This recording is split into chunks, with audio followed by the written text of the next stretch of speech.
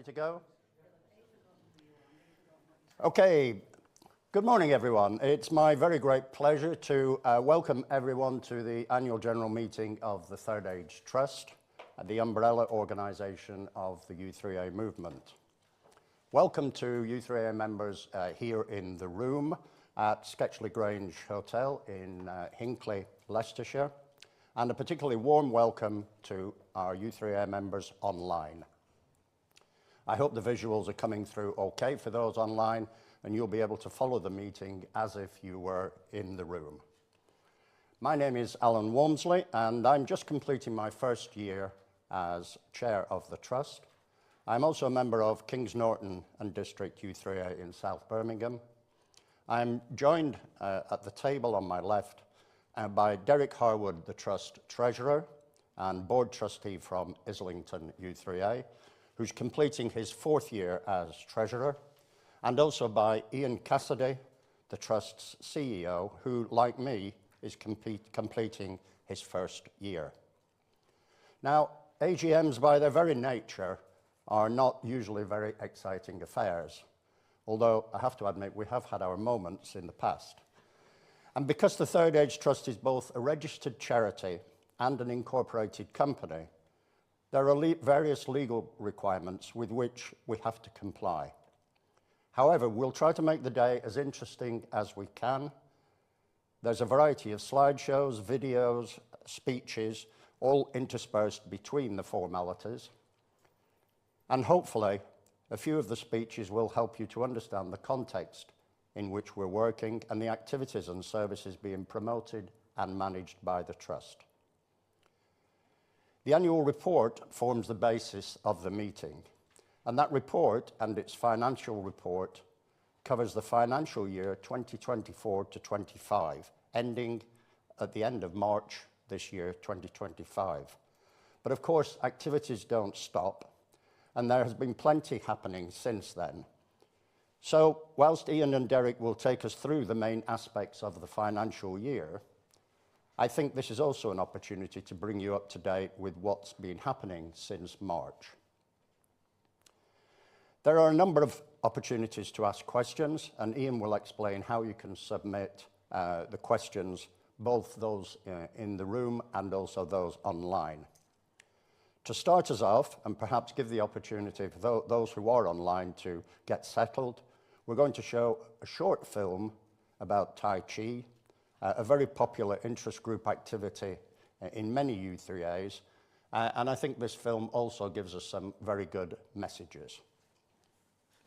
Tai Chi is all about very slow, very controlled movement, and I think that's what I like about it. You're not sort of leaping about and, jarring anything.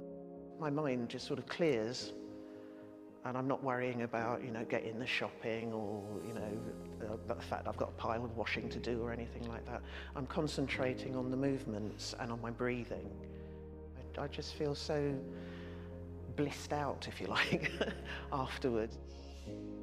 The u3a has been very helpful to me. It has opened up a new world in one way. I'm a great believer in keeping movements, keeping supple and balance is very important as you get older. For me, the main thing about u3a and Tai Chi and all the other groups I go to is the companionship, which is just, it just makes me feel so warm and so loved, really. You do get the feeling of belonging, and it does take away the loneliness. It's a sort of a little family, isn't it? Yeah. Being with other people, learning from other people, watching them and sort of perfecting what you're doing from thinking, oh, well, that looks good, I'll try it the way she's doing it, sort of thing. u3a is a community. Everyone very, very warm, very, very welcoming, very friendly. You just feel part of something, it's part of something good.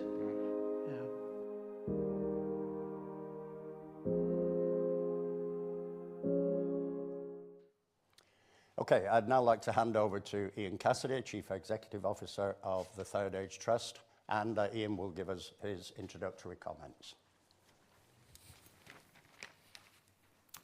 Thanks, Alan. Welcome everyone to the AGM. So while I officially took up my position at last AGM, so this is technically my second one, it's really the first one with the speaking part. Forgive me if I'm a little nervous, and I can honestly say I probably enjoyed last year's more when I knew if anything went wrong, it wasn't my fault. As I'm also company secretary, it's my job to try and keep us on track and to make sure that we fulfil our various legal responsibilities. I'm ably assisted in that by near enough the whole staff team, either online or in the room today, to try and help things run smoothly. And we're also very delighted to have Hinckley u3a volunteers here as well. So thank you very much to all of them for coming out and helping out. We're once again using an external organisation called Attend to It to manage the technology associated with it. So we'll be relying on them to make sure that things run smoothly. Before I officially call the meeting to open, I just wanted to share with you really how much I have enjoyed the role in my first 12 months as Chief Executive. I've tried to get out and about and visit as many u3as as I possibly can during that time. And I have been, without exception, had a massively warm welcome from everyone that I've met. And on quite a few occasions, a particularly nice lunch as well. So that's been quite pleasant. Before I took the role, I was aware of the important role that the u3a played in members' lives. But it's been an absolute delight to meet as many of you as I have and to hear about the passion and the dedication that you all have for the u3a movement. So before we begin, I want to offer a massive thank you to all of you for being the absolute beating heart of the u3a movement. It's your dedication as volunteers and as committee members that allow the movement to continue to grow and to flourish.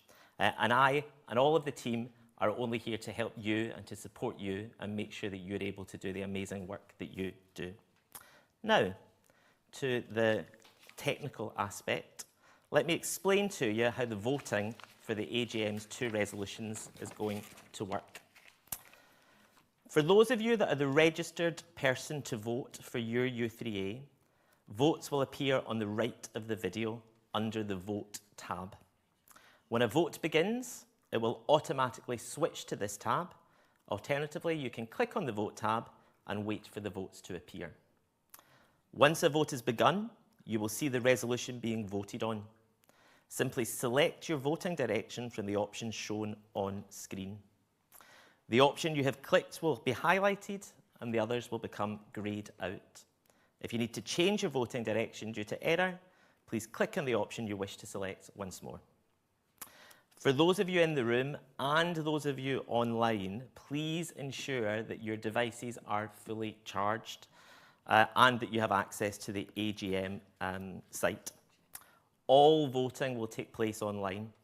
If you have any difficulty logging in, please let one of the staff team here know or use the chat function online and someone will try to assist you. As Alan said, at various points during the meeting, voting delegates, those joining us remotely and in the room, will be able to submit questions or comments. To ask a question of the chair, please use the interaction panel to the right of the video. Click on the Ask tab and type your question in the field below. And when you're ready, hit Submit. The chair of that particular section of the meeting will read or summarise the points and either answer the questions or pass it to the most relevant person. For those of you in the room, you can raise your hand and you will be allocated question cards. Those cards will then be collected and passed to the chair. And again, the chair will read out the comments or contributions. And in both cases, if there's too many, either online or in the room, then we will compile and summarise those questions and try to deal with the main points. So, with that information, and according to our attendance report, I can confirm that we are quorate for this meeting, and I have the pleasure of declaring it officially open. In terms of the voting statistics at last, or the attendee statistics rather, at last count, we had round about 350 u3as engaging with the voting process. And that's broken down to about 195 who are registered to attend and 155 who have proxied their votes to me as Company Secretary. With that, I will hand over to Alan for our first agenda item.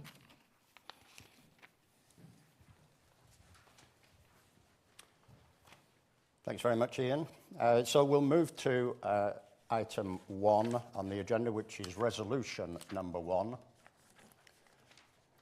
And this resolution is to receive and approve the minutes of the 2024 annual general meeting. We asked a couple of members in advance if they'd be prepared to propose and second this motion.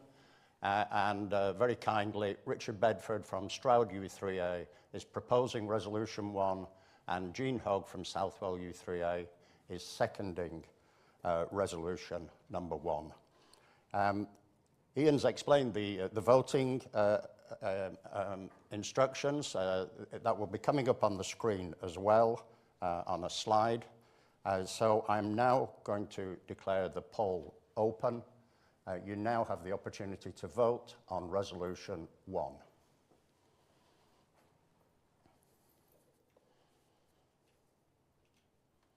I think we'll probably leave it 2 or 3 minutes to give everybody the opportunity. This is the first vote, so I'm sure there'll be a few people with technical difficulties.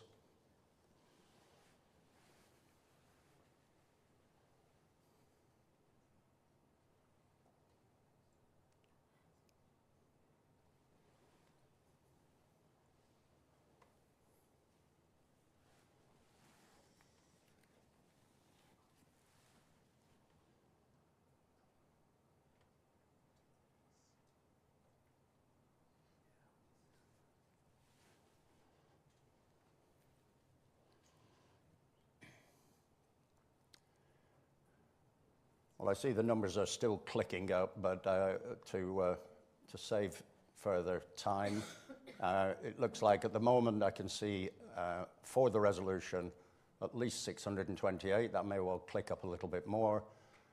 Against 0, abstentions 13, and the total votes cast at the moment 643.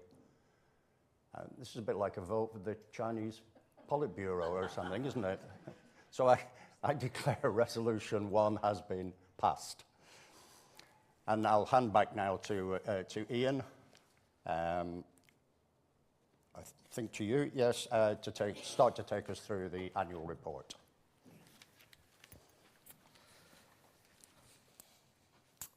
So we are on agenda item 2. And this next session is where we introduce to you the trustees' report and the annual accounts for the financial year from the 1st of April 2024 to the 31st of March 2025. As Treasurer, Derek will be taking you through the numbers shortly. But as important as the numbers are, I hope you all agree that the u3a movement is a bit more than just the financials. It's about the impact that the u3a movement has on people's lives.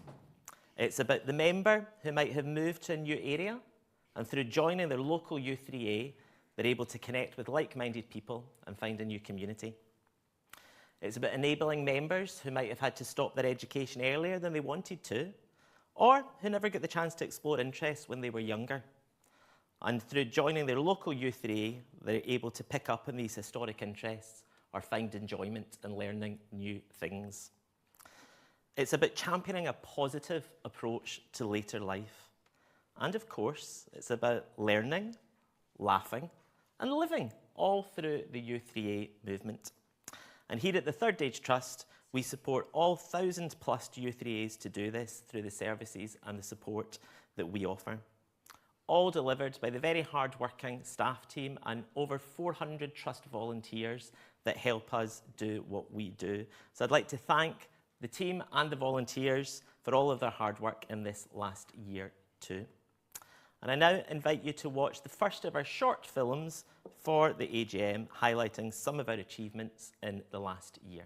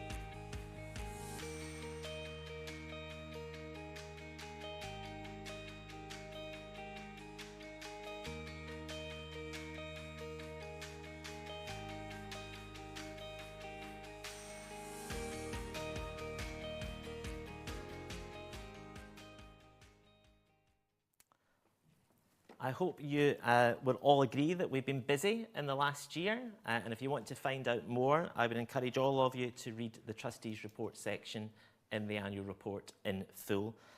This will be available to download on the website following the AGM, or if you would like a copy, feel free to email us and we can get that sent to you.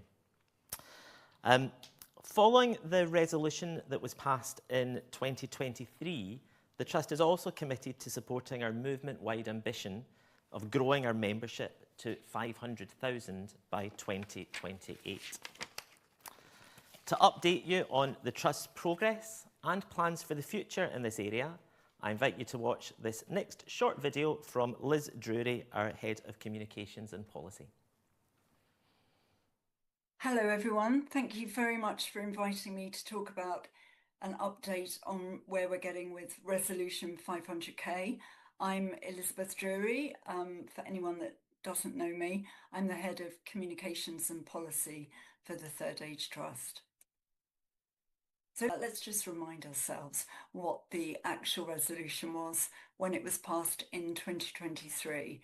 It basically asked us to adopt as a priority working to raise the profile to increase a quite robust ambition of increasing our membership to 500,000 by the end of 2028. And we are, as you are about to see, we have from that point been working very hard to do that, to raise our profile, to really increase our promotional activity. But we've done that hand in hand with u3as, with right across the Trust. We're all working together to deliver this resolution. So how are we doing so far? Well, the blue line is our target. So that's where we need to reach the target of 500,000 by the end of 2028. You can see we are just slightly below it. So we need to do a little bit more. And again, you'll see a bit later what we're doing, and we'll really increase that to try and start to reach and in fact push through that blue line. But the good news is, look, we are growing. We're on a trajectory of growth. One of the ways of us measuring it, in fact, the only real way that we've got is the annual return. So that's once a year. And again, I'll talk a little bit later on about other ways that we can measure growth as we go through the year. It's not just about promotion. It's not just about raising awareness. It's about us all working together to reach that target. And the Trust, we are working towards growing that awareness. We need to generate those inquiries at a national level. But then people who are interested, we need to convert that into local applications, you know, them coming to their u3a, having that conversation with all you guys, all you u3as who are then doing the hard work on the ground to convert into new members. What we really want to do as part of this programme and working together is really support that resilience of u3as to be able to do that, to be able to bring in the new members and feel supported at a local level. So let's have a look at what we're actually doing. This is the exciting bit. So the first quarter of the financial year, quarter one, so that's between April and June, we had quite a robust number, over 1,000 national and regional mentions and articles in the press. We continued and grew our advertising campaign. There's advertising campaigns going on throughout the year, but in that quarter we were also able to really grow our Facebook advertising as well as our more mainstream press advertising such as Daily Mail and Saga. And I'm sure all of you are very aware that we've got a campaign, quite a high profile campaign on Boom Radio, and we've been running that throughout the year.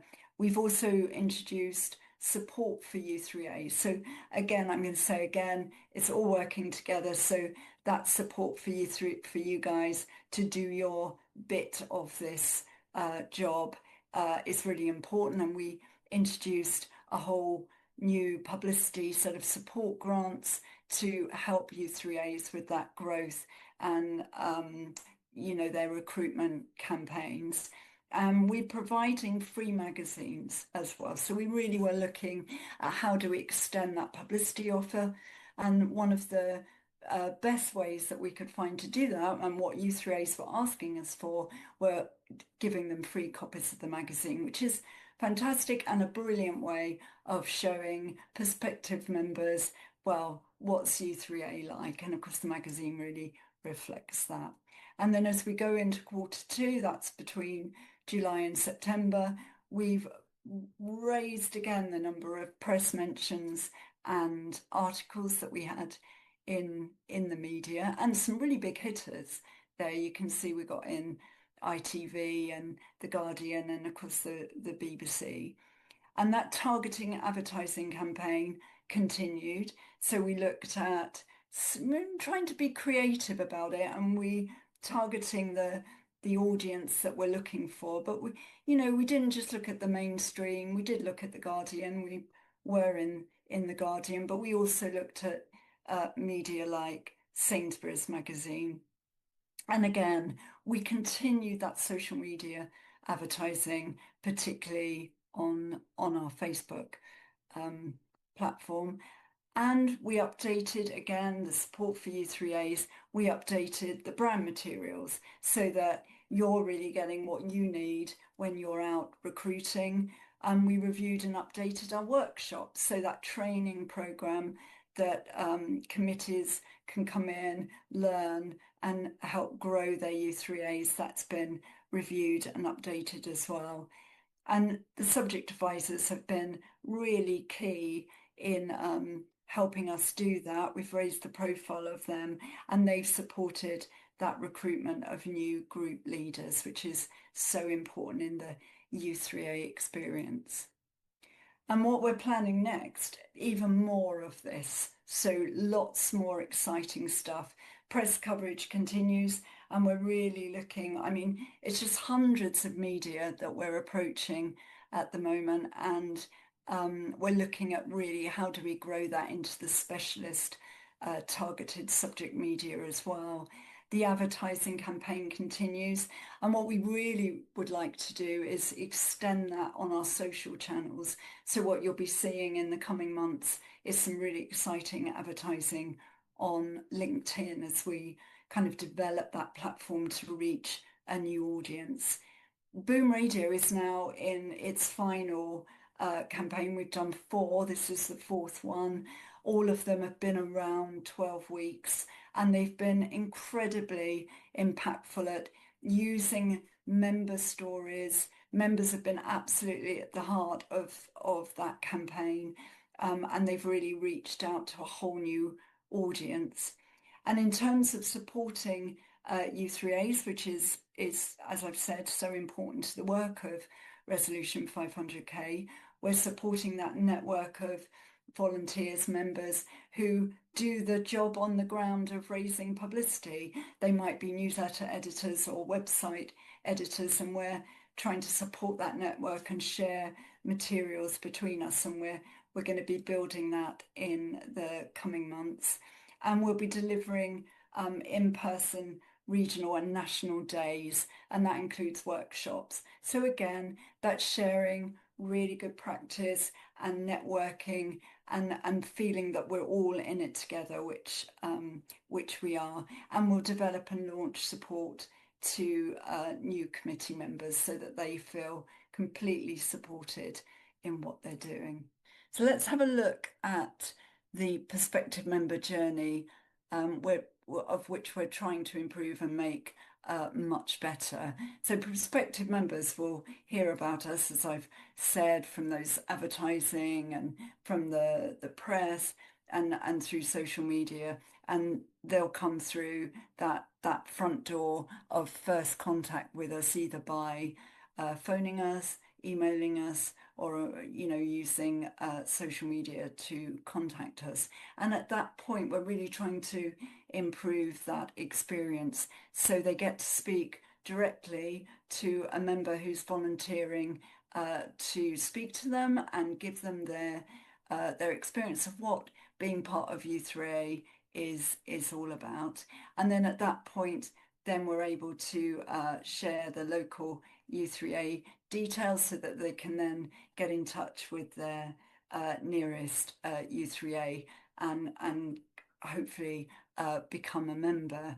Also, we're really improving that experience by inviting them to a new online member meetings. That's where we're hoping to really share that experience of what does it mean to be part of u3a and what does that experience feel like, including really sharing that mutual aid model of, sharing your skills and contributing as much as you get out of the experience.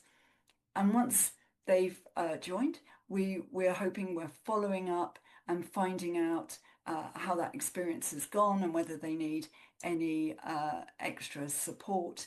And of course, crucially, we're also keeping a record and a track on the trends and what's working and what's not working, certainly from the communication point of view, where we're getting the best traction and where people are hearing from it and what's working well and what's not. So how can u3as help? I mean, you're crucial in this resolution to reach that 500,000. We need you to be doing the key bit of responding to those inquiries as we send them through and accepting the new members, turning that into a great experience for that new person as they step through the door.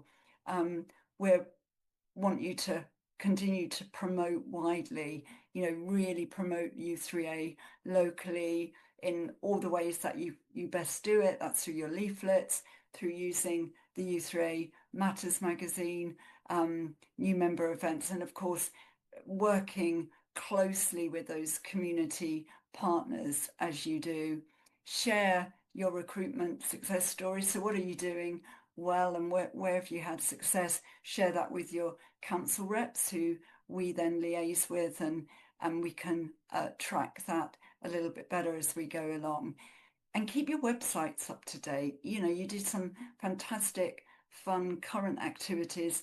That's your website is your window to the outside world. So people, when they come on and they might be interested, they want to know what you're doing. So keep those up to date, and not just your external, but your internal contacts as well. Make sure that on the portal you're keeping that up to date, not just so that we can keep things like the map current, but also so that we know who we're contacting and we're contacting the right person when we're having those conversations with you.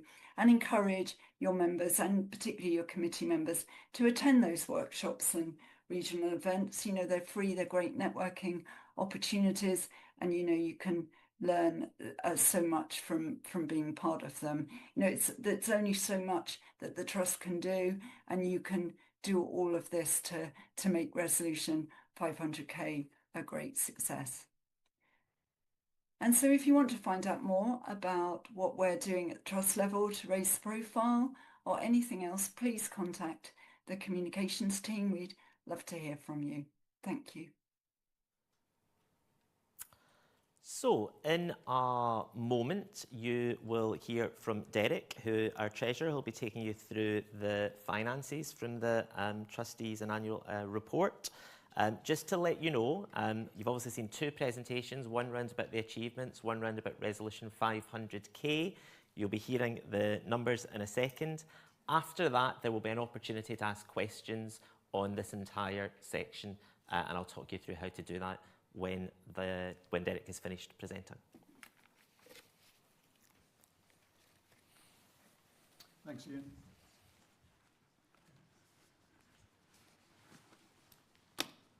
Good morning. I will be selecting a few key points from, firstly, our group consolidated, our annual report and accounts, particularly the consolidated income and expenditure account. This shows the overall position of the group, which is the Third Age Trust and the Third Age Trust Trading Company.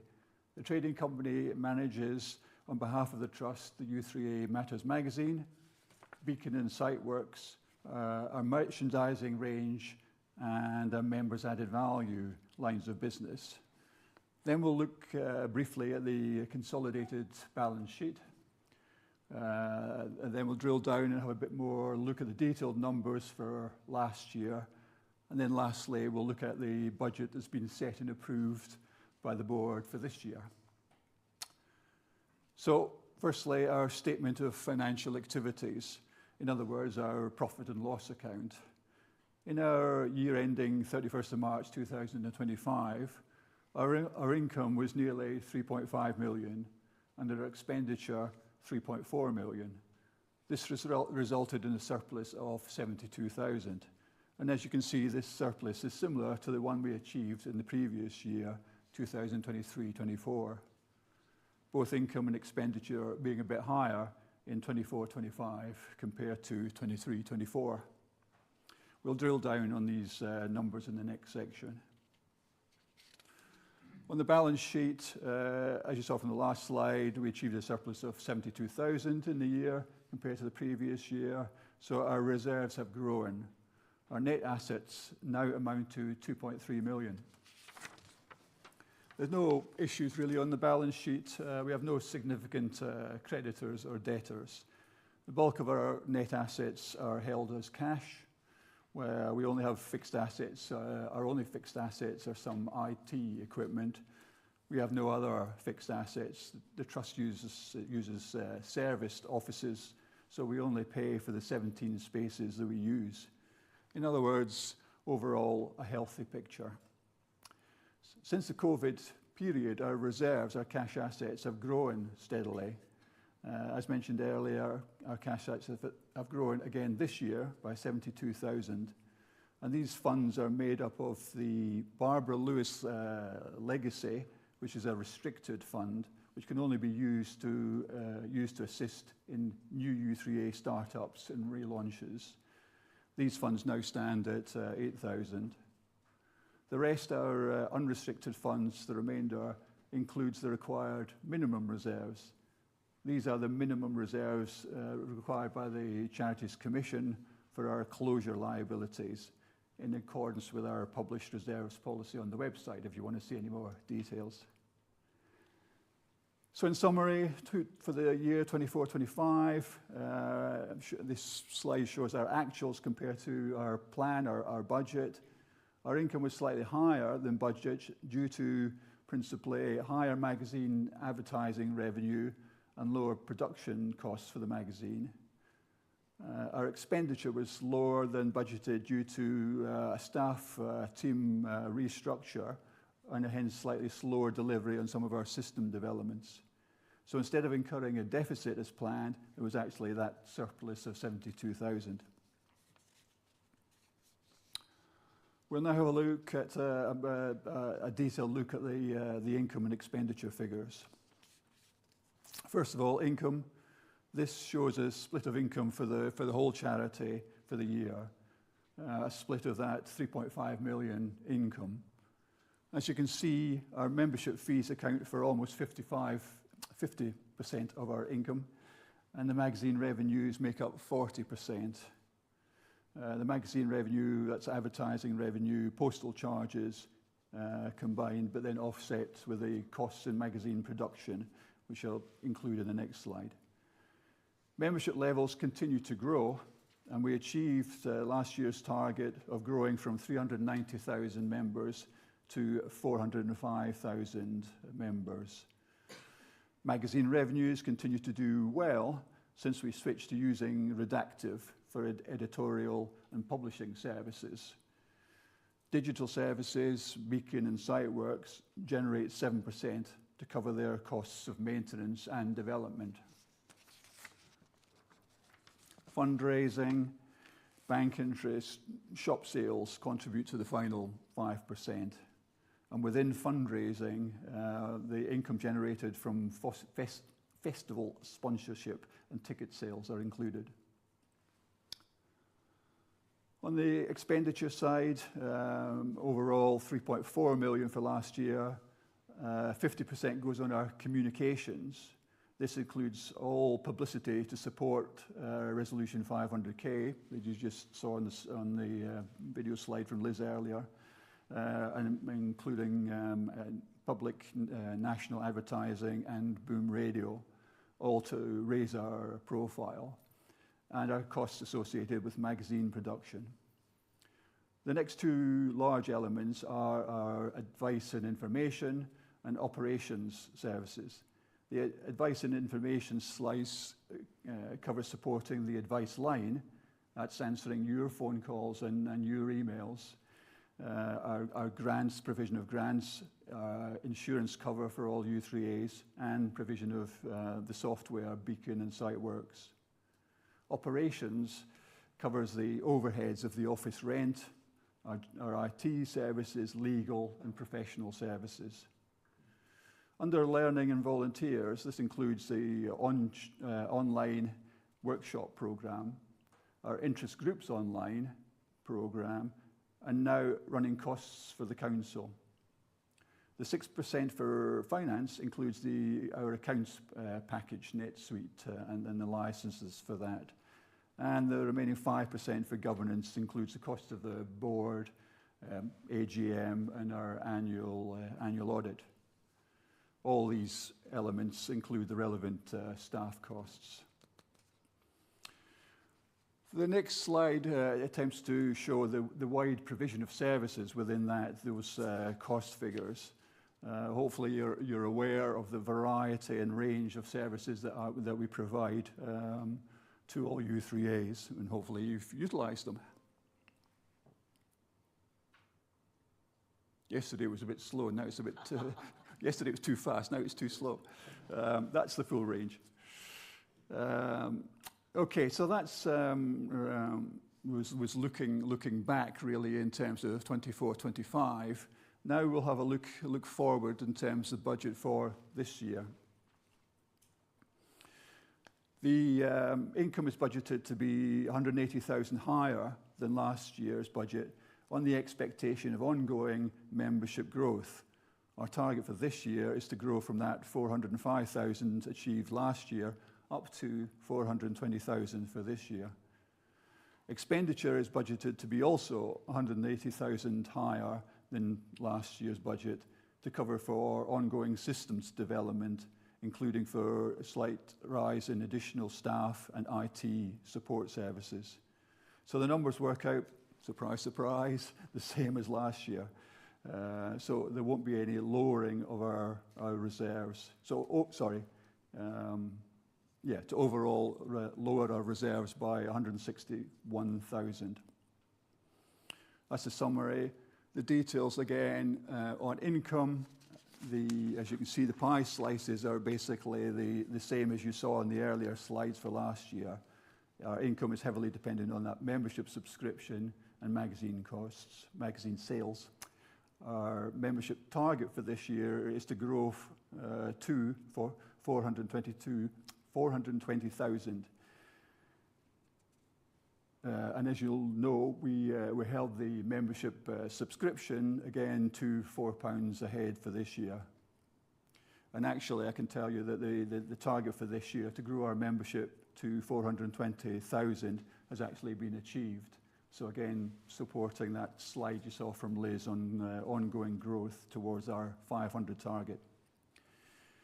Unfortunately, while membership numbers continue to grow, magazine circulation is falling slowly. So we have a number of initiatives trying to stem that decline and then increase it back up. Hopefully you've seen our digital version sampler to support that as well. Under digital services, U3As have switched successfully from Site Builder to SiteWorks. We now have 718 U3As on the SiteWorks web platform, And this is seen by all those u3as as a quality website product at a very lowest cost. The number of u3as using Beacon also continues to grow. We now have 652 u3as using the Beacon membership system. So overall, this gives us an expected income of 3.6 million this year compared to 3.4 million last year. Looking at expenditure, the detail, the pie slices are again the same as last year. The budget supports the operational delivery of the trust in line with its strategic objectives. So this wide range of support services, as I showed earlier, and includes a provision of a development of our systems. Therefore, again, the largest slice is on communications, supporting Resolution 500, our external and internal communications, and the magazine costs. The member services of advice and information, and learning and volunteers make up the 28% of spend, giving an overall expenditure of 3.7 million for this year compared to 3.6 million last year in terms of budget. And that's it for me. Thanks, and back to Ian. Thank you, Derek. So as I said, we're going to pause now to take questions. Marvellous, the slide is up there, yes. So you can see the directions for those of you that are online. If you want to ask a question, I'll see them in front of me here. And if anyone in the room would like to ask any questions, if I could ask you to raise your hand and you will be passed a question card. We're going to just pause for 5 minutes now while we collect the questions. Thank you.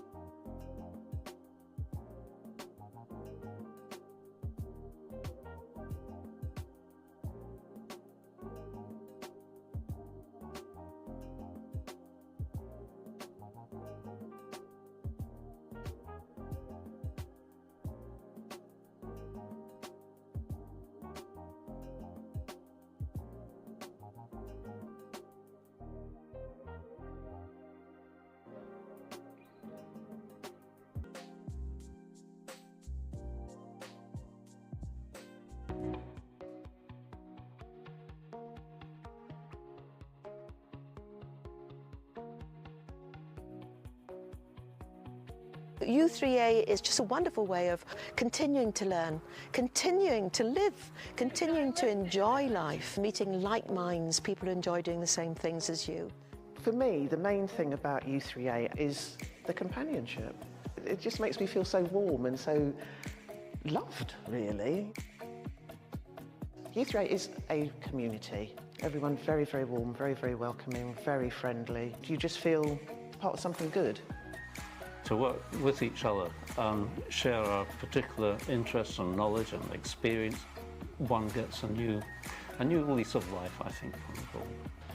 A lot of people who have worked hard all their lives retired at 65. It's very important for everyone to have a purpose. Walking football, arts and craft, or whatever it might be. If you're thinking about it, do it. Don't hesitate.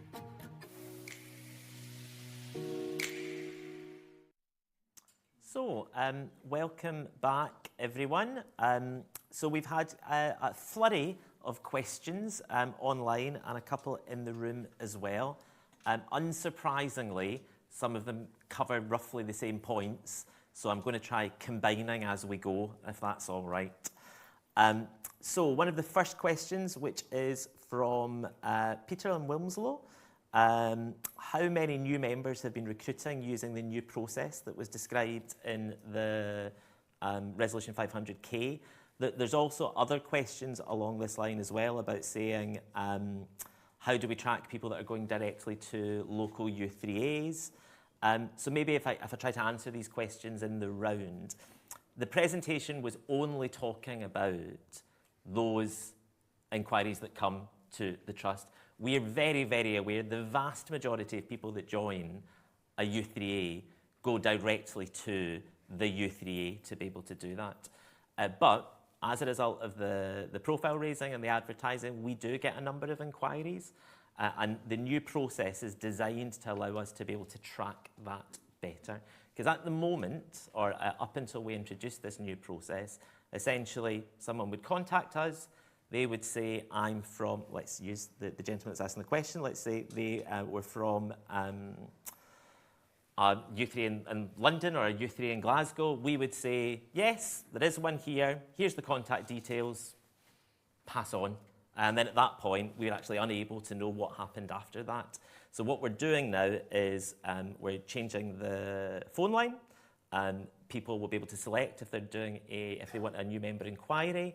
Ideally, they'll then be triaged through to a new group of volunteers who are all u3a members, so they can tell them the real experience. We'll be asking if those people are happy to have a callback, so that we can call them back in a month or 6 weeks to say, actually, did you join? Did you not join? What experience did you have? Do you want any more help? Do you want any more support? So we're only introducing this just now. We don't have any statistics. We will be happy to share them once we start to have them. But we fully recognise we're only a part of the chain here, that those people that contact you directly bypass us altogether. But the Resolution 500K was passed for the Trust, so we've got to make sure that we're putting our steps in place to be able to deal with that. And all those numbers are in the annual return? Yeah, exactly, 100%, regardless of whether someone initial contact comes nationally and then goes through to you, or whether it goes directly to you.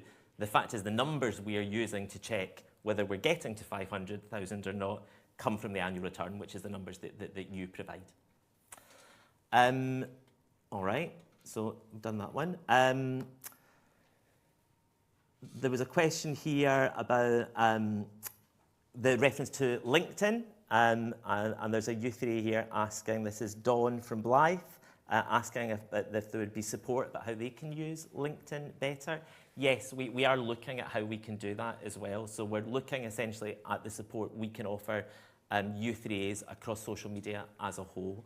I think we can and should be doing more in that area in order to be able to raise the profile. So my answer is watch this space, as it were. We will be developing materials. And we're also potentially looking at whether, as through the grants programme, we are able to offer grants to pay for some of that advertising as well, because if you're able to do grants to print for leaflets or to do local advertising, actually, why would you not be doing that for the advertising that you can do online as well? Okay, that's what's happening. We've had a question in the room about subscription costs and beacon costs and our surplus, and we've got some questions online about our surplus and membership fees. So I'm going to hand over to Derek to talk in general about that. Yeah? Okay, sure. Yeah, we're just starting our budgeting process for next year, 26-27. So everything's sort of preliminary, but the expectation is that there will be no increases in either the subscription fee or beacon fees or any other site works or whatever. So that's the basis that we're using. And I think some of those messages have been cascaded out through treasurers already. So that's the basis that we're using for ourselves, and hence you can use for your budgets. Fantastic. There's various questions around about the materials, so the video of the whole AGM for anyone that would like to watch it again, and the privacy of your own home with a box of popcorn perhaps. Then yeah, that will be online, as will all the individual presentations. You might need to give us maybe to the end of the week or the beginning of next week just to make sure that we get everything ready and sorted and online for that. There's a question here about the online new members meeting. Again, this is for people that come through to us as well, but we will advertise that to local u3as if they want to direct people to these meetings. The rationale behind this is we have feedback from existing u3as that not everyone who comes into the movement necessarily fully recognises or understands, in particular the mutual aid aspect of it. The fact that when you become a member, there's an idea that people might want to contribute as well, that it's a bit of give and take, and maybe some of the other ethos behind it. So the plan is that if we can again give people a really good introduction to the movement, be able to tell them its history, what's expected of it, that the benefits that come from it, as well as maybe the expectations, then we can start to set that expectation right from the beginning, and it might make life a little bit easier as we move further along. So done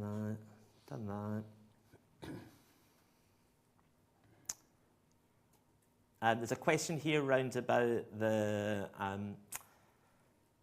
would an opt-out policy for u3as regarding the magazine rather than opt-in help increase membership? Alan, do you want to take that? Can do. As we know, every u3a has its own arrangement on this. My own home u3a has always had an opt-out policy. So when members join, they automatically get the magazine. The £3.50 is part of their membership subscription. If they don't want the magazine, then they have the ability to opt out. I must admit, I think that's the best way of doing it. It gives everyone the opportunity of seeing the magazine. But we are aware, obviously, that some u3as are the reverse of that. And if you want the magazine, you have to personally opt in order to get your details in and get the u3a to send your details through with the return. I guess they do that in order to minimise the membership subscription for members, but of course that's their decision entirely. So I think some do, some don't. It's as simple as that. We're trying a few different initiatives to try to increase the circulation of the magazine, and talking to u3as as to why they have an opt-in policy as opposed to an opt-out is one of those things that we're pursuing at the moment. And hopefully we'll be able to show some improvement in the coming years. And talking about the magazines reminded me I need to expand or correct my previous words. So generally, for all that touched on subscription, beacon, no change. For the magazine, because post office will be increasing postage charges, then actually that will increase from £4 for the 5 issues to £4.20. So that is the only one where the magazine costs, because of postal costs, will go up from £4 to £4.20. So just another couple of questions. Someone asking how many u3as do we have in total? That seems a very reasonable question that we should probably put up right up front. So at the moment, we've got 1,015 u3as. I think the interesting thing to note is that our membership... Oh, and I've also noticed that question's come from Jan in East Kilbride, which is where I'm from. So there you go. The interesting thing to note is that our membership numbers are continuing to increase. The number of u3as is decreasing slightly as well, and that's a reverse of a trend historically. So I think we do need to look into that and be able to start to analyse if there's any trends, if there's any common factors about what's happening there, in order so that, again, we as a national body can support you guys to potentially address those issues at a local level, if indeed there are issues. And then very finally, there's a question here round about advertising. There's a couple of questions on the same theme round about where are we advertising and are we doing enough to address diversity within the movement? I think it's an absolutely valid and crucial question. We do try to ensure that where we're advertising, we're having a balance of going between where the audience is, that is the audience that we're looking to promote to, as well as making sure that we're representing the u3a movement in the most diverse manner. I think we are aware that the movement as a whole is not necessarily the most diverse.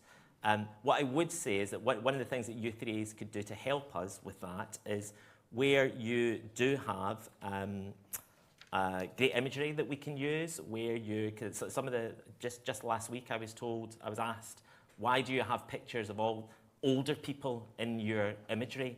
And my response was, well, we go out to u3as, we take pictures of u3a members. So if you have a u3a group where there's a whole load of 50-year-olds running around doing volleyball, then please invite us to it, and we will take pictures of that and use it. So similarly, when it comes to diversity as well, if u3as feel that their model or they've got best practice or they're doing something that we could really recognise, we could really improve from, or that could be shared with other u3as, then please let us know and we'll gladly come and profile that for you. Okay, so I think we've... Oh, apologies, yeah, all right. So, do you want to take it? I'm happy to take it. 6-1, yeah. There's one from the floor in terms of Beacon. We touched on the Beacon numbers there. And the question is really around do we have budget to support other forms of membership systems, such as simple membership? So the answer is basically no. You know, we have I think it's about 40 volunteers that support Beacon. So yeah, we're highly dependent on that valuable contribution.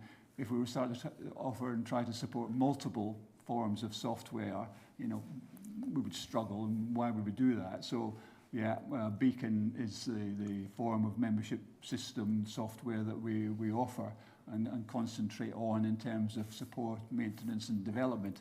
We are aware of simple membership. In fact, we were talking about it yesterday, and we look at sort of features that might be there, then think maybe we should add that to Beacon or whatever. So we are constantly considering the software that we provide to u3as and how that can be enhanced and developed to, again, make life easier for u3as. Just to add to that as well, we are going to be investing in a project in the very near future to look at the developments in technology and to see whether we as the movement can harness those developments in technology to help u3as, whether it's through membership management, finance, websites, all of these things. So we'll be able to communicate that with you as well. I think our aim is to be able to provide the absolute best services that meet your needs, and we'll continue to invest to do that as well. Okay, so we have answered our questions. I've just realised I don't know where I am on my agenda. Excellent. Yes, okay, so we're now on agenda item 3. It's agenda item 3 and it's a resolution number 2 to appoint Goodman Jones LLP as auditors and to authorise the board of directors to set their remuneration. We have, again, sought some u3a and some voting delegates to propose and second. So Sandy Bowden from Bromley u3a has kindly agreed to propose. Colin Lookout from Newcastle Emlyn u3a has agreed to second. As before, the instructions of how to vote will shortly appear on screen. And similarly, we'll take a couple of minutes while voting is ongoing. So the voting is now open.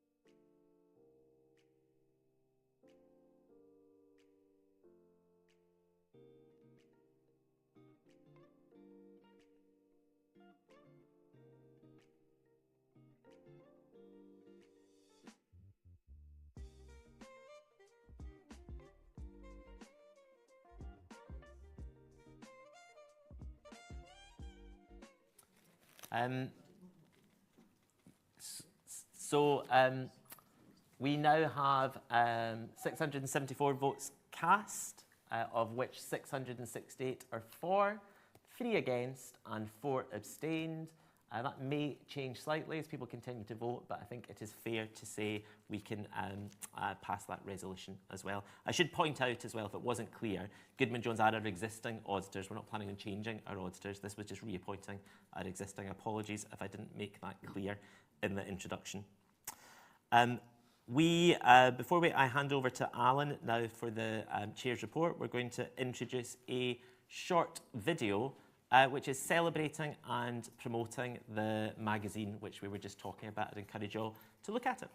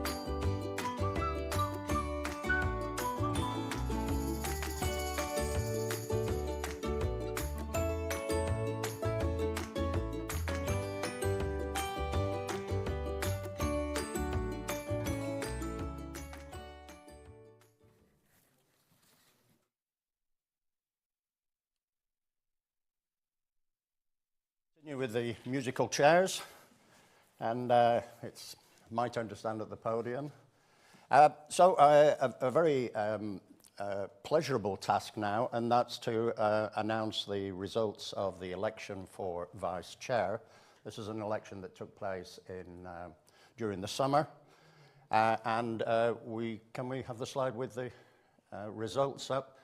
So Vice Chair of the Third Age Trust, the weighted votes received by each candidate were Sheila Crawley, 495, which was 81%, Nick David, 119, or 19%.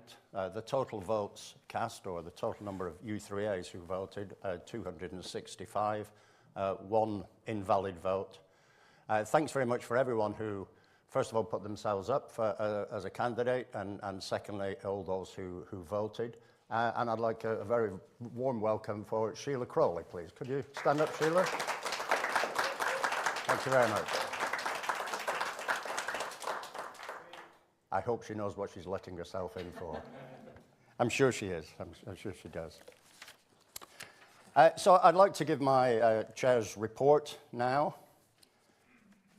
I mentioned in my introduction that the Third Age Trust can be described as the umbrella organisation of the movement, but it's also a very complex organisation.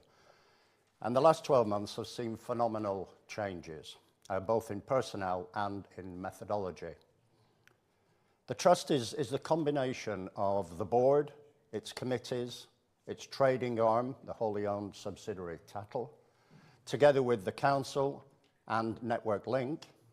The CEO and office staff are also part of the Trust, as well as services such as Beacon and Siteworks, together with subject advisors and a multitude of activities provided by over 400 Trust volunteers. So what's changed in the last 12 months? Well, not only has this been the first year for me as Chair, but it's also the first year for Ian as CEO. But also, more importantly, the approval of the Fit for the Future model at the last AGM set the programme for change. This has led to a new Trust Board and the introduction of a new u3a Council, both effective from April this year.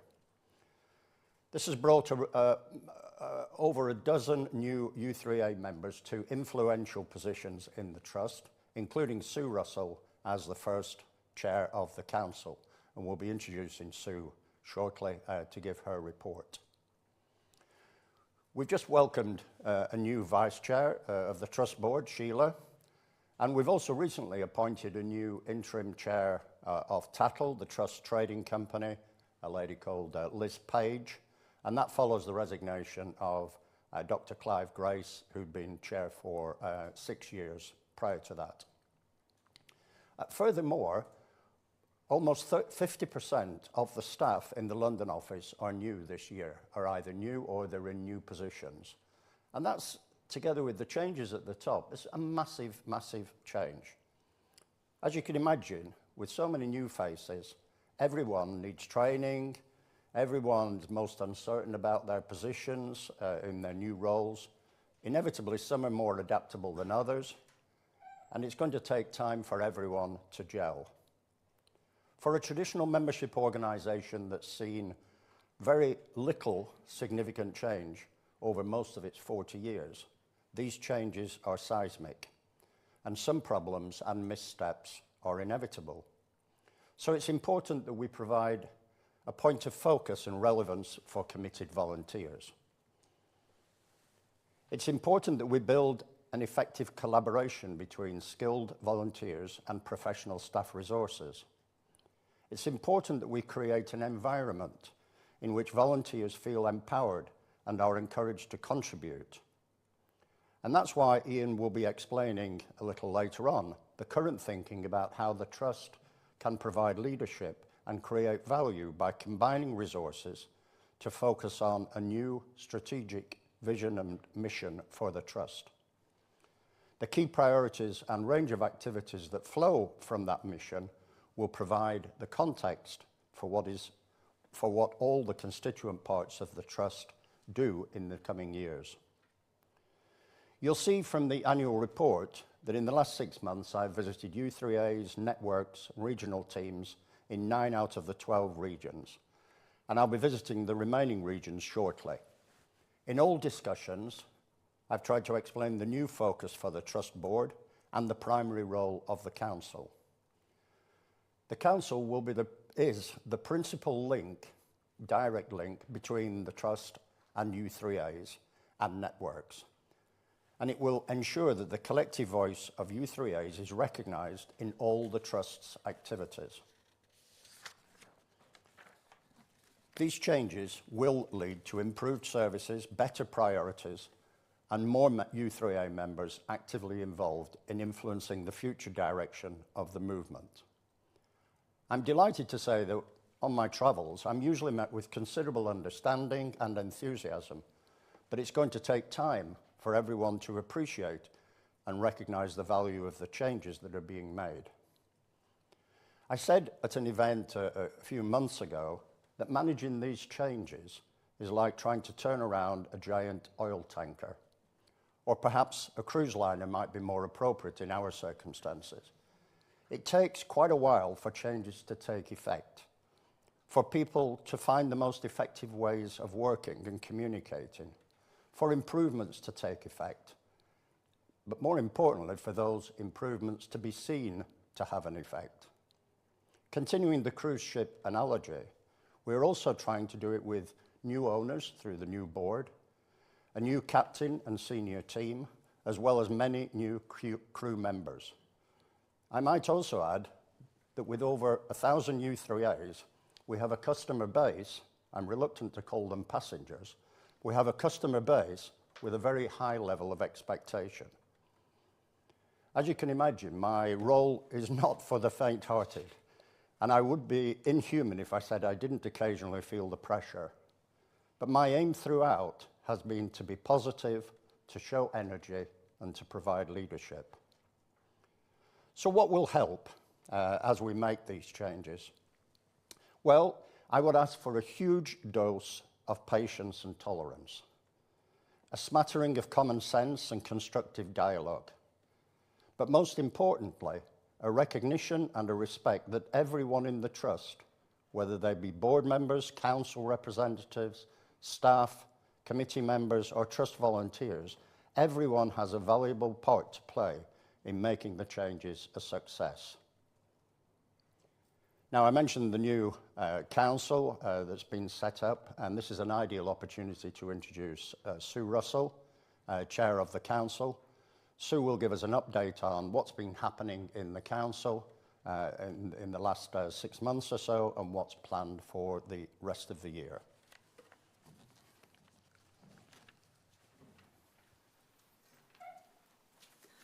Right. Put the specs on. Good morning. As Alan's just explained, the Council was established in April following the resolution Fit for the Future last year. Currently, there will be 2 representatives from each region, 12 regions in total, the chair of the Network Link and the chair of Council, making up a total of 26 members, but we will also be including our new Vice Chair, Sheila. Currently, there are vacancies. At the moment, we have 4 areas where there is only 1 trustee and not 2, and I anticipate that by next April, there will be further vacancies as well, probably up to 8 or maybe 9.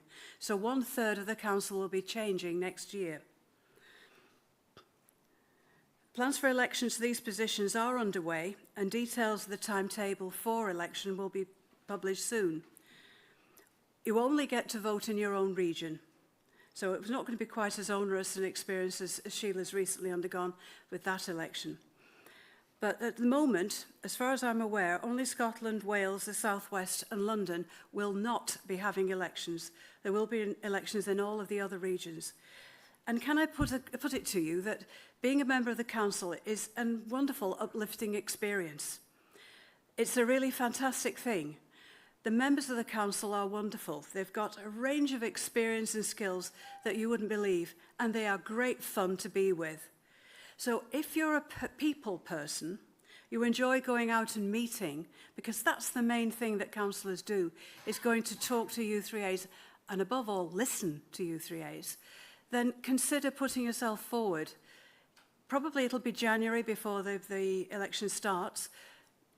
Put yourself forward, stand for election and come and join us. We're a great team. Council members have met in person twice since forming, and one of these occasions was the strategy day where the council reps were able to meet the board and lead staff members. The council also met virtually in early August.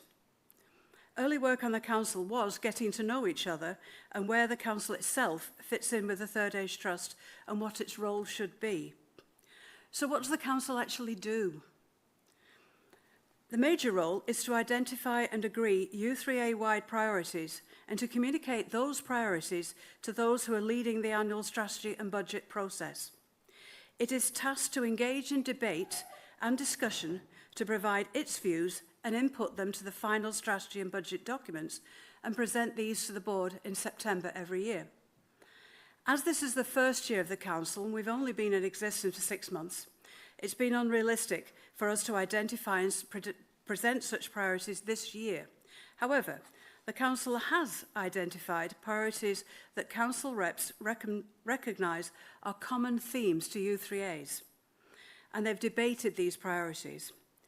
As a result, task groups are being formed to establish the best way to evaluate the priorities from u3as and work out what the problems actually are.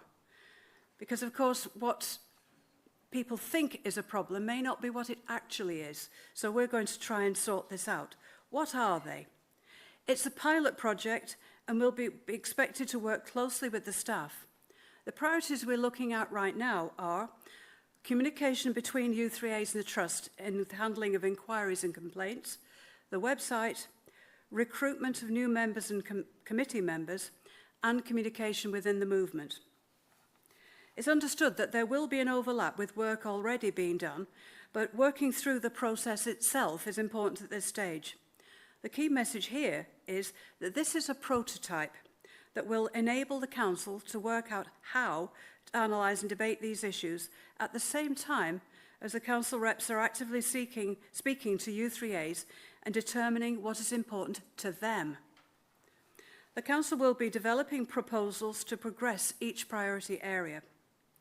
It's expected that as the CR's council representatives are active in their regions, nations and networks, other issues will come to the fore, and these will be addressed in a similar fashion to the scheme that I've just described. The council will assess the impact on u3as of all major new u3a related developments and may propose changes for improvements. They are asking local u3as what issues they wish to see on the agenda for the next council meeting. This summer, the council considered the position of strategy implementation groups, which we refer to as SIGs. A task group was set up and has been meeting regularly. A full report has been presented to the board for information. It's important to recognise that the task force was examining the structure and function of the SIGs and did not consider the specific strategies that the SIGs will later work on. It's envisaged that the SIGs will reform soon and will be able to take forward those strategies identified by the board and implement them in the new year. Earlier this spring, council reps were asked by the office to distribute a satisfaction survey to u3as in their regions and nations. This was done, and we will recently had the results, and we'll be discussing the findings at our next meeting in November. Council reps are actively going out to regions and nations, visiting regional support teams, networks and u3as. They've also been involved in the planning and administration of summer schools and similar events. This activity raises the profile of the individual council representatives themselves and the council.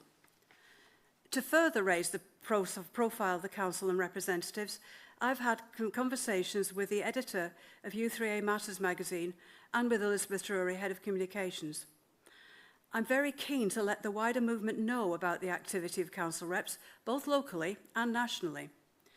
As a result of these meetings, a number of projects are now in the pipeline, including a regular column in u3a Matters magazine, alternating with a column from the CEO and the Trust Chair. We agreed that the focus of council reps must be at a local level. So more interaction with public relations advisors is planned, with newsletters and advice about how to contact the local press. Elizabeth Drury will create a template newspaper article for council reps to use. And there will also be an exploration of ways to support the wider conversation with website and newsletter reps for the u3a committees. It really is important that I stress at this point that we will need people to stand for election next year. For the council to work properly, it does require 2 representatives in each region. Currently, as I said, there are 4 where there is only 1, and it's a lot of work for one person to do. So if you are a people person and you enjoy meeting people, please think about standing for election. Establishing the council this year has at times been difficult. It was inevitable because this is something that's brand new. Nobody knew what it was going to be like, what we were going to do, and we've been finding our way. But the enthusiasm and expertise of the council representatives themselves has been a powerful driver to achieve success. The next 6 months will see the council build on that success and move forward into the next phase of its development. Personally, it's been a privilege to get to know the individual council representatives and to work with them. They're a wonderful bunch of people. I've also had the opportunity to get to know more of the staff individually, and their support during this forming stage of the council has been invaluable. Thank you, and I'll hand over now to Ian.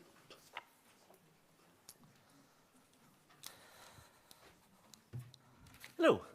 So we're on to the last substantive agenda item number 7, which is the Chief Executive's report. Thank you very much, Sue, for your report, and it's fantastic to see how well the Council is going, considering it only came into being just 6 months ago. The Council is just one of the many changes that has taken place this year and that Alan mentioned in his speech a moment ago.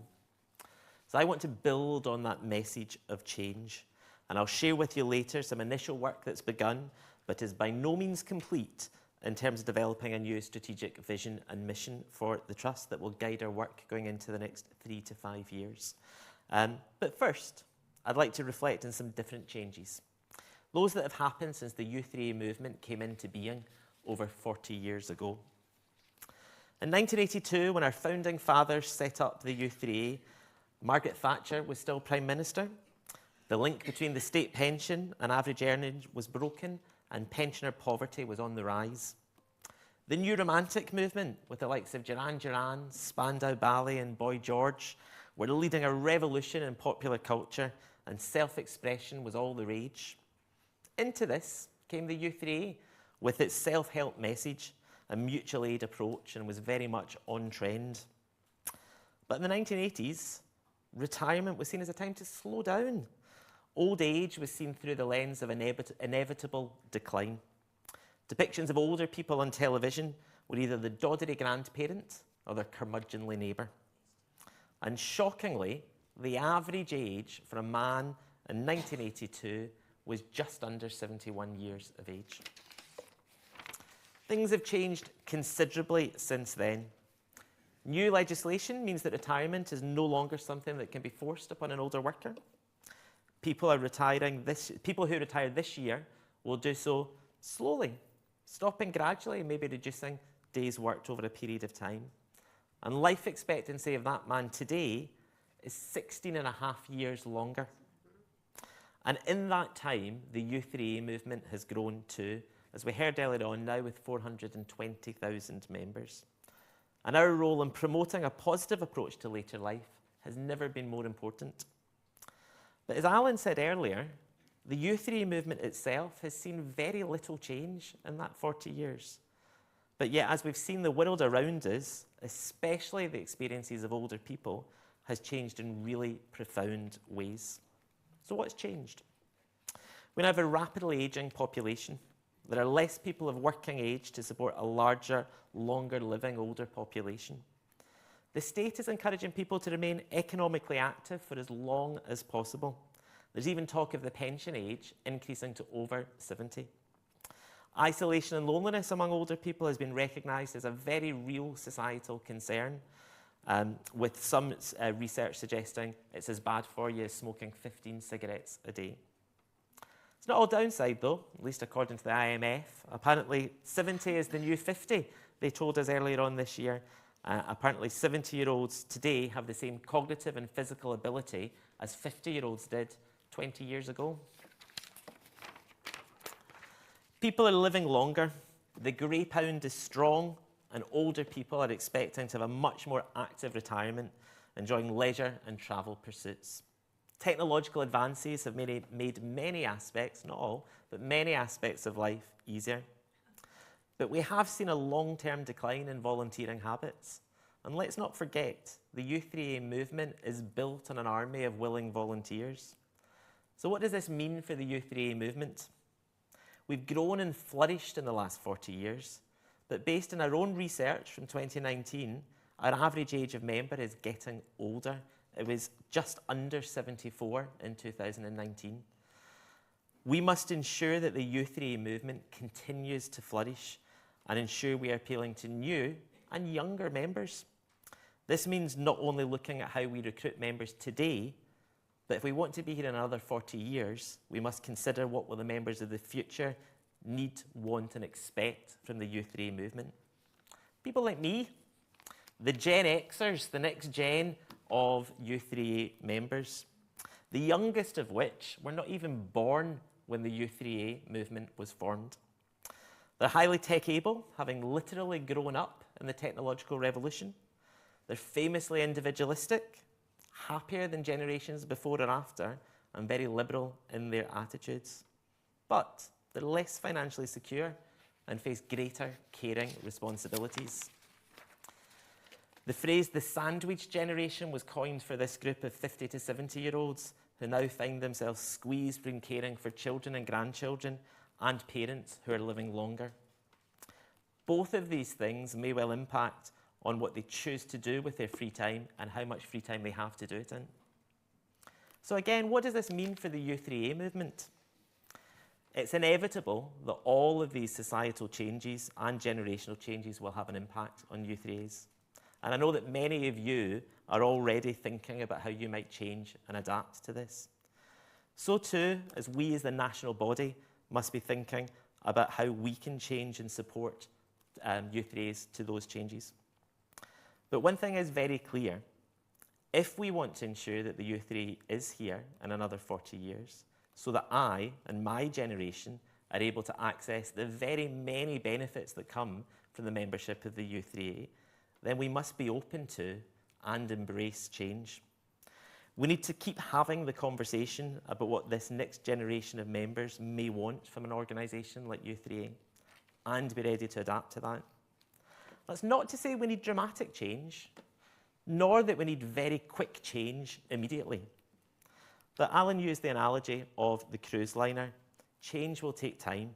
So to stretch that analogy just a little bit further, we do need to be thinking now about how we begin to move the rudder so that the ship is moving in the right direction for the future. So, with that in mind, we've started the process of developing a new strategic vision and mission for the Trust.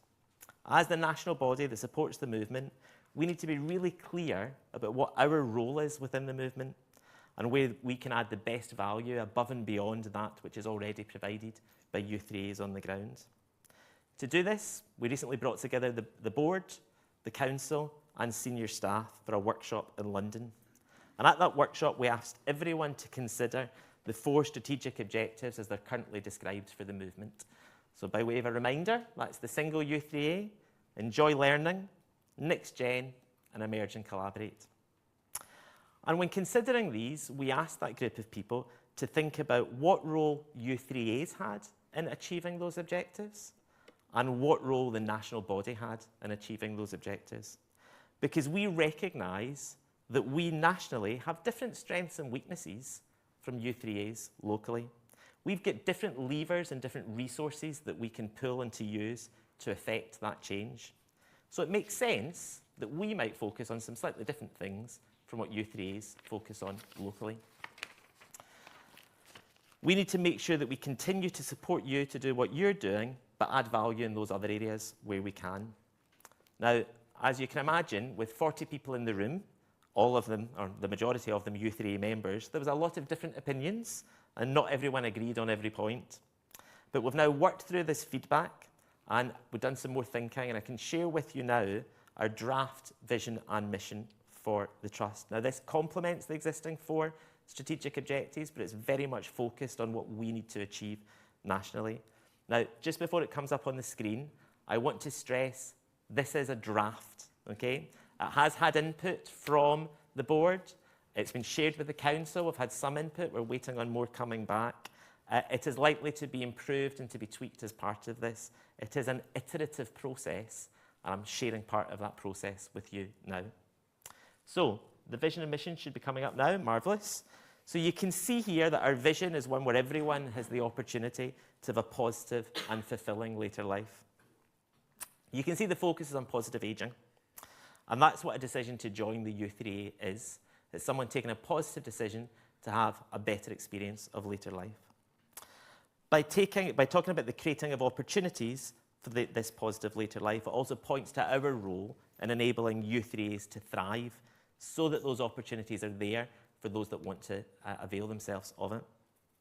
It also positions us alongside other national organisations that are working in that positive age space. But it's very clear that our role is to challenge negative perceptions and always to shine the light on the positive. And how will we achieve this? Well, from the mission, you can see we will do this by promoting, supporting and uniting the u3a movement. Again, this firmly roots us within the u3a movement, but makes it a bit clearer what our role is within that. Promoting and supporting and uniting all of you using the levers and resources that we have available as the national body. This next slide gives a little bit more detail on what those promote, support and unite strands stand for. Again, I want to stress we're only at the start of a process.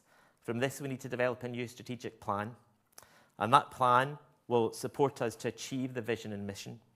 And we'll be getting more input from the board, from the council, and I hope from all of you as well, including u3as, networks, and other stakeholders.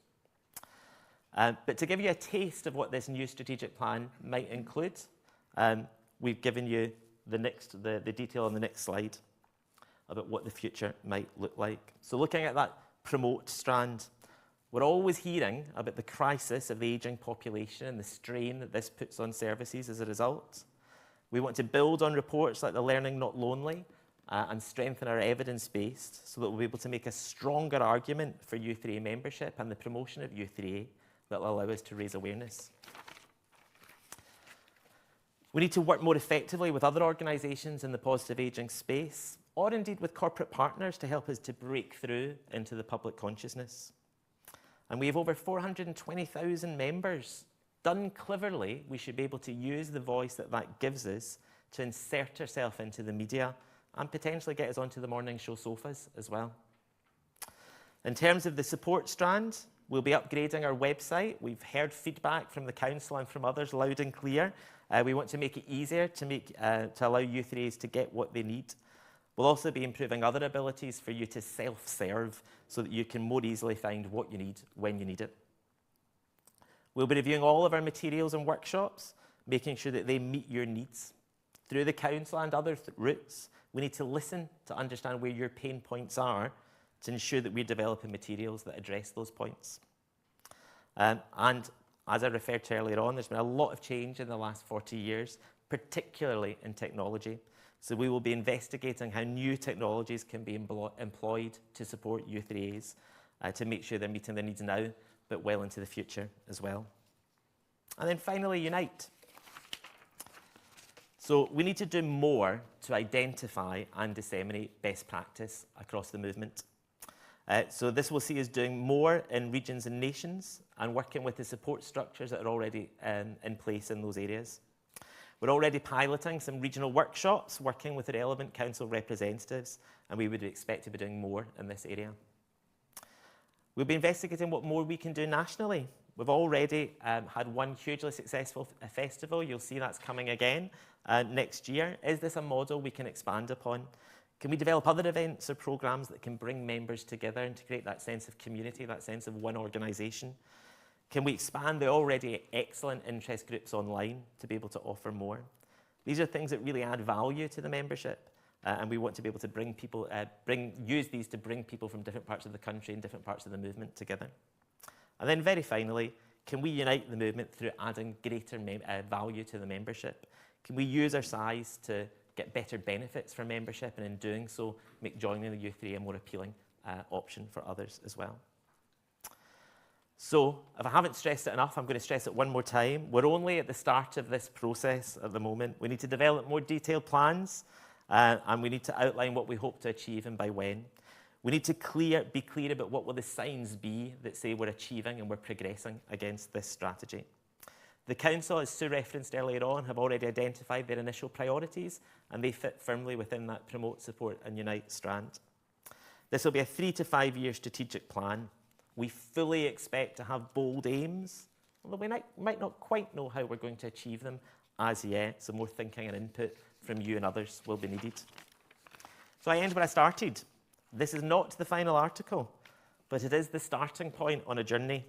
And I really want to ask for all of your support, your patience, and your contribution as we embark on this journey of change together. There is now going to be, now that you've had the report from our chair, from our council chair, and from me, there's now going to, thanks Alan, there's now going to be a further opportunity for questions. Again, the information on how to ask questions is up on screen. If you're a voting delegate in the room or online, you can ask a question. Again, we're going to give you a short 5 minutes to submit those questions, and then we'll try to answer some, and then we've just got a few short slides before we end the day. Thank you.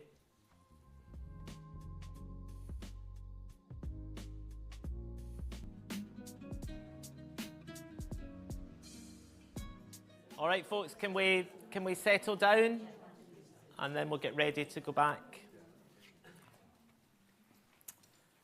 Okay. Fantastic. All right, so welcome back, everyone. We have had quite a lot of questions. Again, as before, I'm going to try and lump some of these together and hopefully address them all. There was a question round about the point round about Gen X, next generation of members, one relating to do we have information about our existing membership? One relating to if we're looking for Gen X, is that reflected in the current council or board makeup? And one also linked to if we're going for younger, why are we using words like retirement? So I'm going to try and answer all of them together. So the only information, or the most recent information we have in terms of our own membership makeup is from 2019. That was a statistically significant, was that the right language? Survey that we did. And it showed that the age figure, as I said, of just under 74. The one before that was 10 years earlier, and it showed the age makeup of around about 72. The one before that was about 10 years earlier, and it showed the age makeup of around about 70. So the fact is it's increasing every time we do it. We will be running that survey again next year, so we'll be able to have more up-to-date information.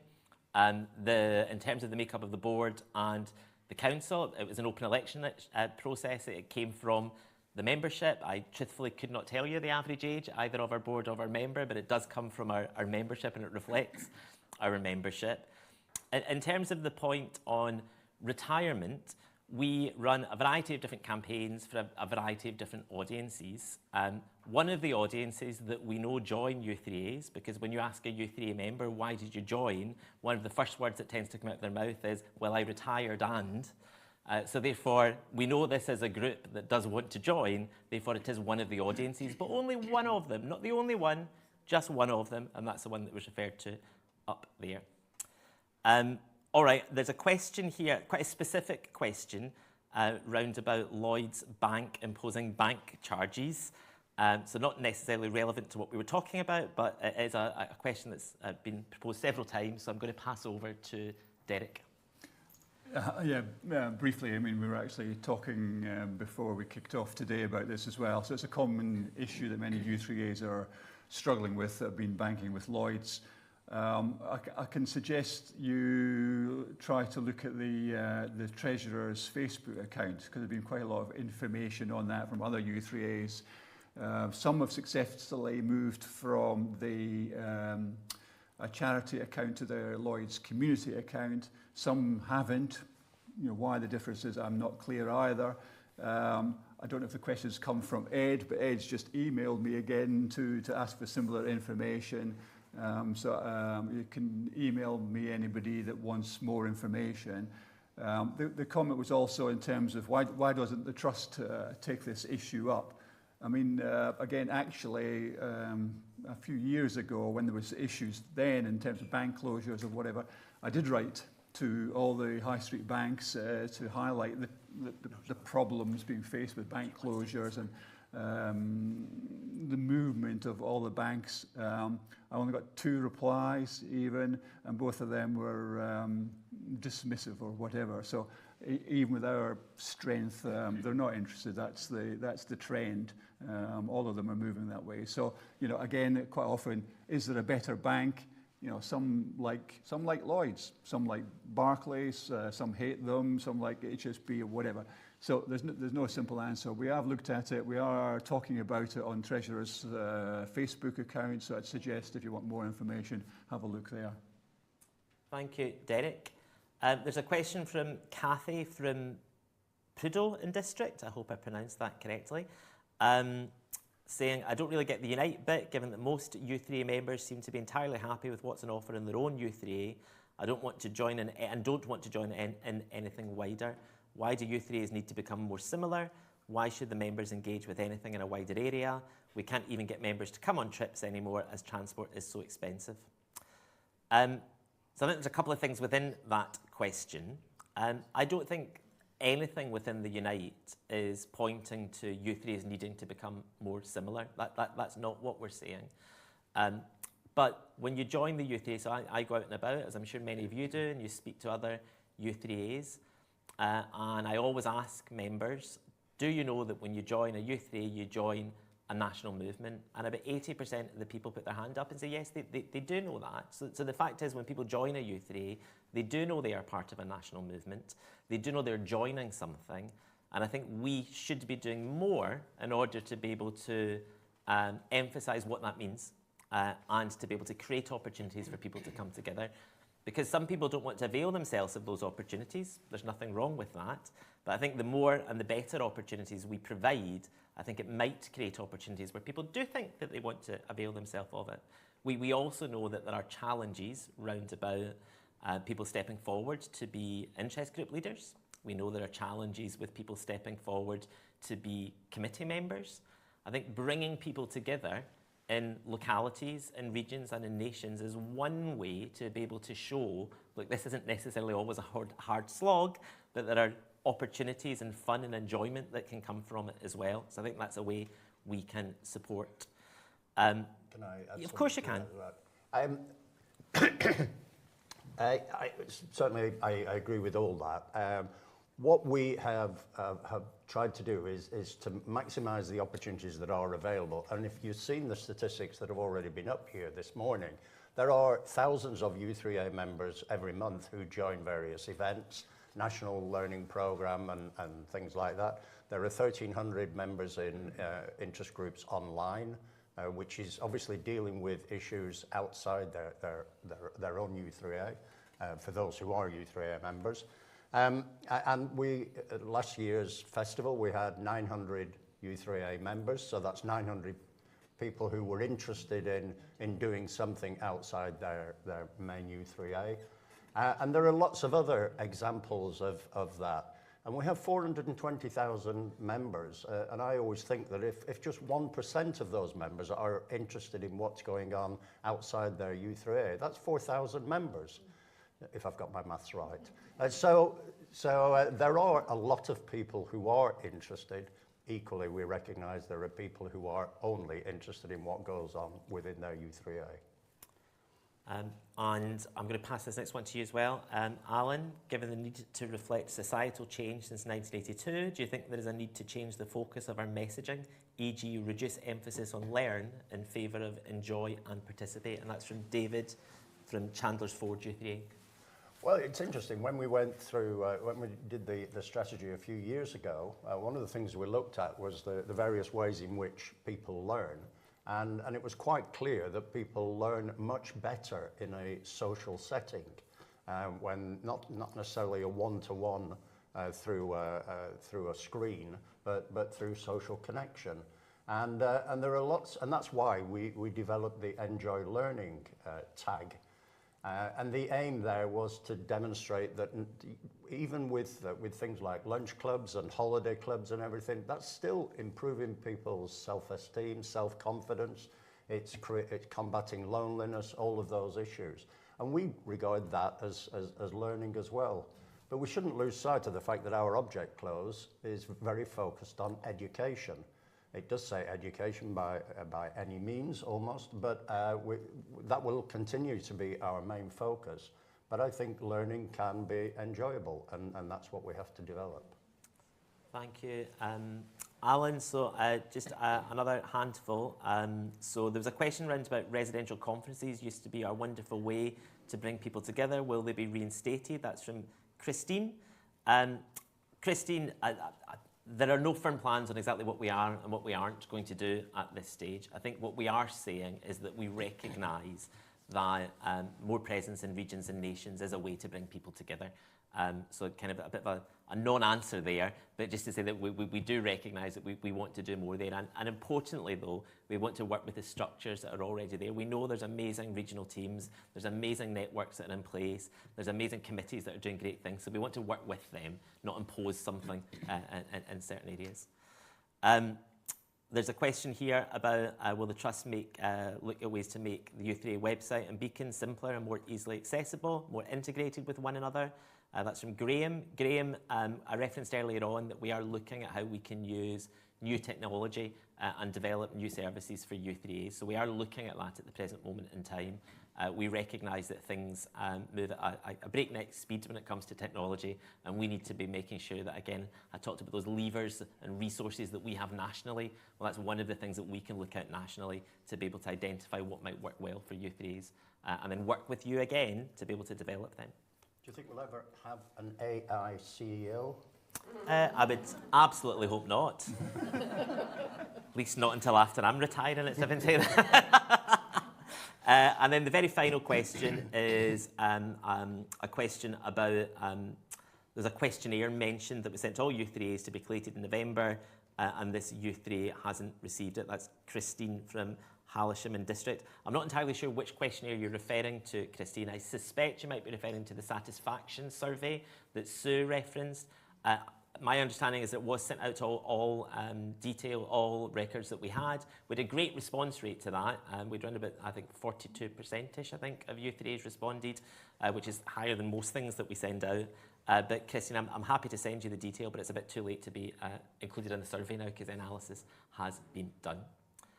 All right, that's all the questions. And just before, oh no, so we're moving to anniversaries.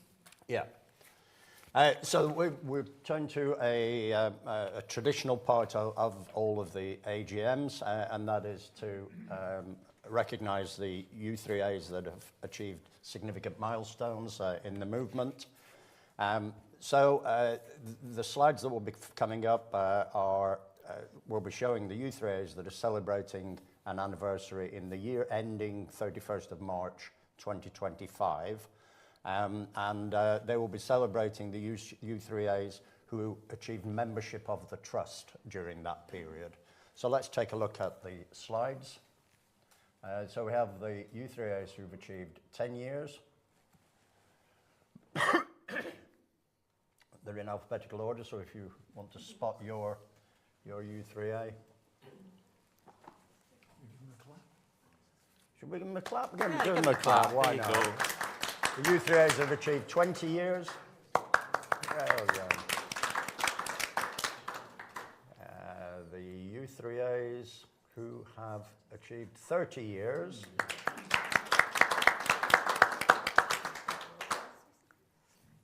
And I think we have some as well with 40 years. Good gracious, look at that, 40 years. Okay, so I'm going to hand over to Ian for his closing remarks, and I think is there a presentation? There's only one slide. I'll just do it from here, if that's all right. Yeah. And then Ian will hand back over to me and I'll close the AGM. So just before we do close, actually I will stand up, there you go. But just before we do close, I want to end by reminding everyone why the u3a movement exists. We talk a lot within the movement, and certainly when I go out and I meet members and I meet u3a committee members, everyone talks a lot about what they do. Everyone talks a lot about the committees they sit on and the interest groups that they run and the bridge or the Tai Chi or the art classes that they go to. They don't always talk about what they get out of being a member. What's the impact of a member? What's the positive impact that it has on people's life? And we must always remember what that impact is, because we do make a difference to people's lives. And joining a u3a does have a positive impact on our members. So I just want to end by sharing this really short quote that we received in the office only last week. So Anne from Thanet said, "Since joining u3a after the death of my fantastic husband, I've been given something each month to look forward to. It's helped me cope with grief. The coffee mornings and talks with friendly company helps. I'm now looking forward to online events, which are invaluable when I'm unable to go far. I know that there will be many members in all of your u3as that feel exactly the same way about the u3a. So again, I'd like to end my part by thanking you all for the hard work that you do and to remind you all of the massive positive impact you're all having on people's lives." I'll hand back to Alan to close. Thank you very much. So we come to the end of the AGM. It's been a great honour for me to have chaired the Trust in this last 12 months. And I think we have made significant progress. We will make even more progress in the next 1 to 2 years. I'd like to thank everyone for attending, both in the room and particularly those online as well. I hope it's been as interesting as we could make it. I do recognise the AGMs are not the most exciting things, but There's been lots of messages, there's been lots of interesting pictures and presentations. I'd like to thank my colleagues, all of my colleagues who are on the board.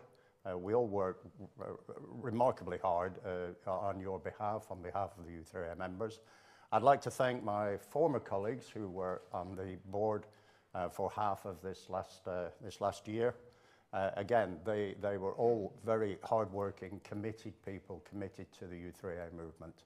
And I hope that that will continue for many, many years to come. Thank you very much for attending, and I close the AGM. Thank you.